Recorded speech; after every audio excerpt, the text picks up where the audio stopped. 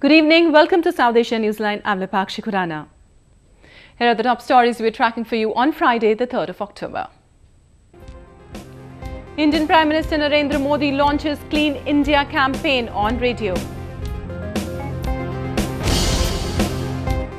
Pakistan's Punjab government bans JUD and 23 terror outfits from collecting animal hides. And India celebrates Dussehra as festival of Navratri comes to an end.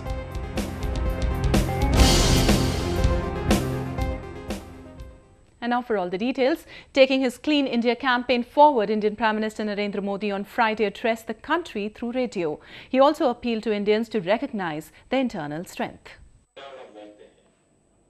At 11 a.m. local time, the country tuned into the All India Radio or AIR on Friday to listen to Prime Minister Narendra Modi.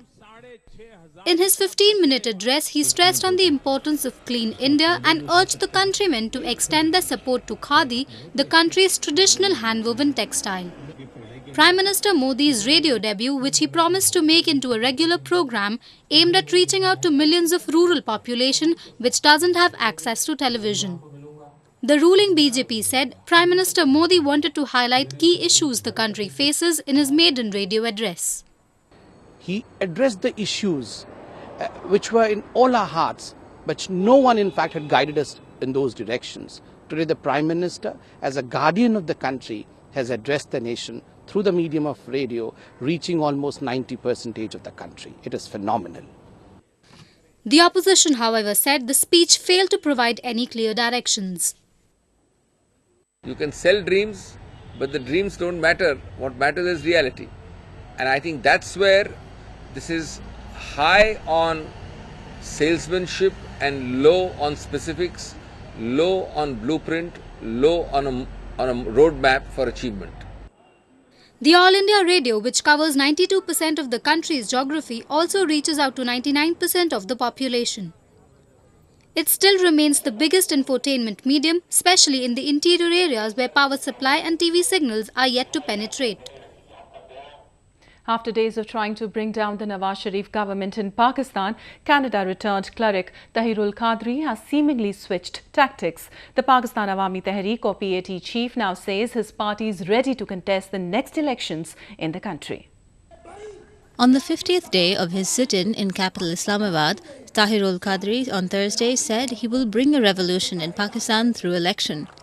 He said his PAT will contest polls across the country whenever it happens.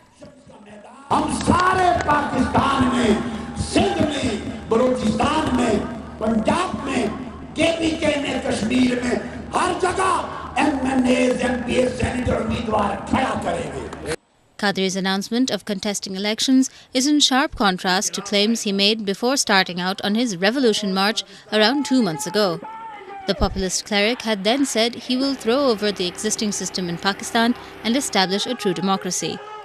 As Qadri is continuing his protest in Islamabad, cricketer turned politician Imran Khan is taking the fight right to the strongholds of the Sharif brothers, the Punjab province. Addressing his supporters in Mianwali, Khan challenged Prime Minister Nawaz Sharif to organize rallies if he is as popular as he claims. मैं मियां साहब आपने 1.5 crore vote ले ली 1.5 crore vote मियां साहब जरा कहीं पंजाब में जलसा तो करके दिखा दे इससे 20% भी जलसा करके दिखा दो. The two simultaneous anti-government protests, which were flagged off on August 14th, are still on in the capital. Though the demonstrations have lost steam, both Khan and Qadri are clinging on, as the Sharif government is showing no signs of giving in. Many, however, believe both opposition leaders are struggling to end the protest with a face-saver. At least 15 suspected militants were killed as Pakistani jets bombed the country's northwestern tribal region on Friday as part of the ongoing Operation Zarb-e-Azb. The unmanned airstrikes in Khyber Agency area destroyed at least 5 terrorist hideouts. According to the Pakistani army reports, more than 1,000 Taliban militants have been killed so far ever since the military crackdown began in June. The offensive is aimed at wiping out long-standing militant strongholds in the area around Pakistan-Afghanistan border. The operation has, however, also left more than 500,000 people displaced into nearby regions. Pakistan's Punjab administration has barred terror outfits, including the Jamaat-ud-Dawa or JUD, from collecting Eid sacrificial animal hides. This comes amid reports of Pakistan-based militant outfits using the skins to fund terror activities. After mounting evidence on involvement of terror outfits in charity operations across the country, the Punjab government has imposed a ban on 24 organizations.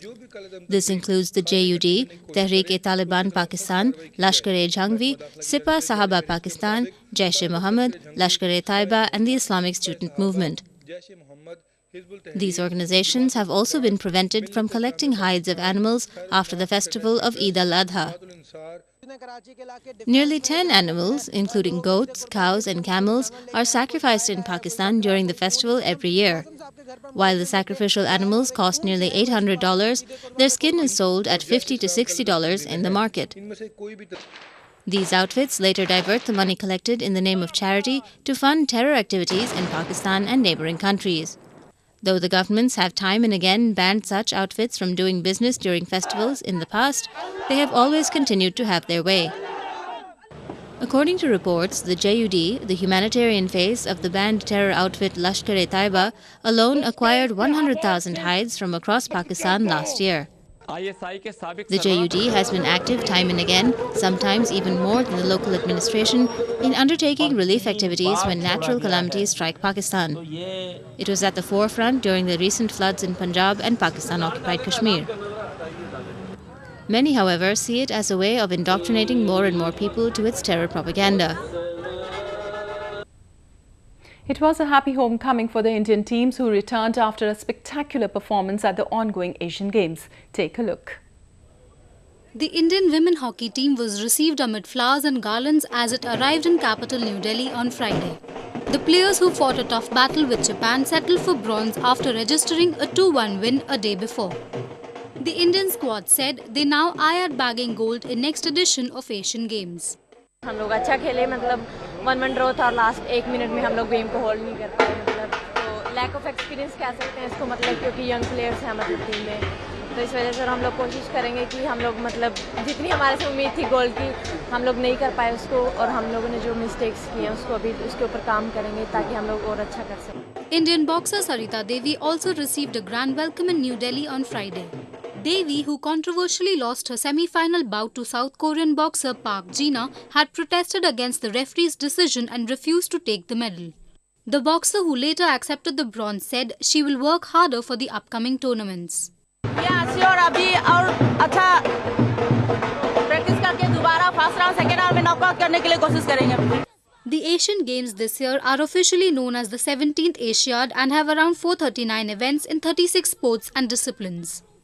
India has so far won 11 gold, 9 silver and 37 bronze at the ongoing season being held at Incheon in South Korea. The festival of Navratri culminated after 10 days of special prayers and celebrations in India. Take a look at how the devout paid tribute to the Hindu warrior goddess across the country. The 9-day festival of Navratri ended the 10th day, also known as Vijayadashmi. In eastern Siliguri, married women marked the day as Sindur Khela by smearing each other with vermilion. They said it is an expression to bid farewell to goddess Durga, who is worshipped during this time at homes and special congregations. Many believe it also brought longevity to their spouses. সিঁদুর খেলা তো সত্যি খুব মানে আনন্দদায়ক, মানে সেটা বলে কি বলবো, বলে বোঝানো যাচ্ছে না। হ্যাঁ, আর এই দিনটা সকালবেলা এসে সিঁদুর খেলা মার সামনে, মানে এটা সত্যি আমার কাছে মানে একটা পাওনা বলতে পারেন। Vijayadashmi marks the maiden step in the world of knowledge in southern Kerala. Hundreds of children wrote their first alphabet on rice grains, initiated at home by family elders. Western Surat became a sight to reckon as thousands of lamps flickered under the dark sky. The annual massive Aarti or prayer service in the city left the locals mesmerized. The day is also celebrated as Dussehra. It marks the triumph of Lord Ram over King Ravan. Devotees in northern Allahabad took out processions and tableaus depicting the life of Lord Ram. Locals in Kanpur offered special prayers to King Ravan at a temple dedicated to the 10-headed mythological figure which opens only on Vijayadashmi. Worshippers claim to worship and glorify his intelligence and valor. जब रावण का वध शाम को हो जाएगा रात में, तो ये मंदिर के पथ बंद कर दिए जाएंगे और हर वर्ष की भांति इस वर्ष भी भारी भीड़ के साथ भक्त लोग रावण के दर्शन कर रहे हैं.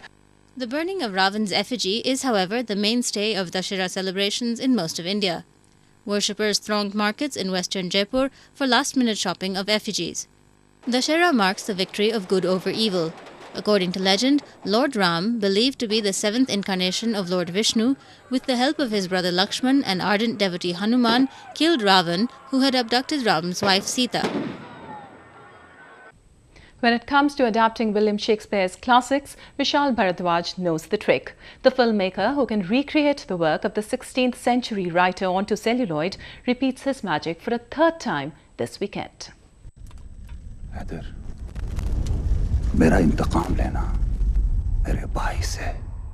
If there is one filmmaker who can give life to the eternal work of Shakespeare, it is Vishal Bharadwaj. The maverick filmmaker who has roped in actor Shahid Kapoor, Tabu, KK Menon and Shraddha Kapoor completes his Shakespeare trilogy with his latest offering, Heather. Disappeared लोगों की बीवियां आधी बेवा कहलाती हैं. Lead pair Shahid and Shraddha promoted their film in entertainment capital Mumbai. Shahid, who has already given 2009 hit Kamine with Bharadwaj, said the film was important in his career. It's a revenge family drama, so it's going to have a lot of angst and a lot of intensity and a lot of powerful scenes. We have some phenomenal actors like Tabu Man, KK Sir, Irfan Sir, who's got an amazing role in the film, Shraddha Kapoor, and yeah, so the cast is really, really nice, and it's been an amazing experience shooting this film. It's a very relevant film. The duo enthralled cine fans as they took to some song and dance to promote the music of the film alongside choreographer Shamak Davar. Shraddha said it was a dream come true to work with Bharadwaj. This film is very important for me also. I got an opportunity to work with Vishal Bharadwaj and Shahid Kapoor and Tabu ma'am and everybody else in the cast. So it's such an important film for me also, with all these amazing actors. And it's my first ever intense role. And of course, Shakespeare ka adaptation hai.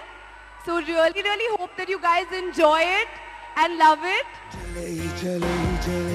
Heather focuses around the intrigues and disappearance cases rampant in the Indian state of Kashmir.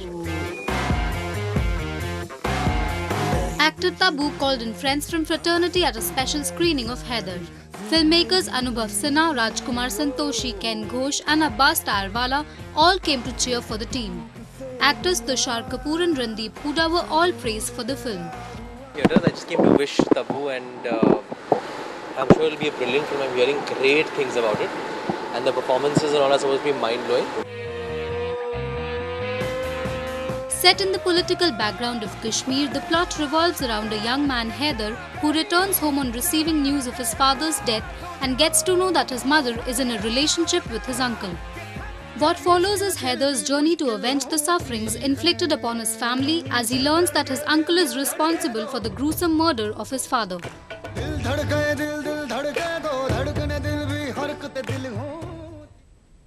Well, that's the way towards in South Asia this evening. Before we conclude, the top stories once again. Indian Prime Minister Narendra Modi launches Clean India campaign on radio. Pakistan's Punjab government bans JUD and 23 terror outfits from collecting animal hides. And India celebrates the Dussehra's festival of Navratri comes to an end.